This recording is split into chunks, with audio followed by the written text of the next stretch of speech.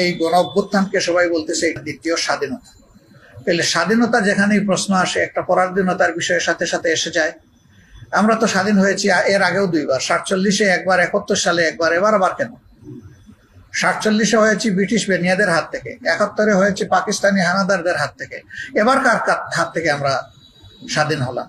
সেই প্রশ্নের উত্তরও জনগণের কাছে ক্লিয়ার যে কার কাছ থেকে আমরা স্বাধীন হয়েছি। এই স্বাধীনতার জায়গাটা পরাধীন হবে এই আশঙ্কাই জামাত ইসলামী 71 সালে তার কৌশল নির্ধারণ করেছিল। তো একটা রাজনৈতিক দল সে তো দেশ এবং জনগণের স্বার্থকে সামনে রেখেই তো ভাববে। স্রোতের তালে গা ভাসানোর নাম তো রাজনীতি নয়। আমরা সেদিন হয়তো স্রোতের তালে গা ভাসাতে পারিনি।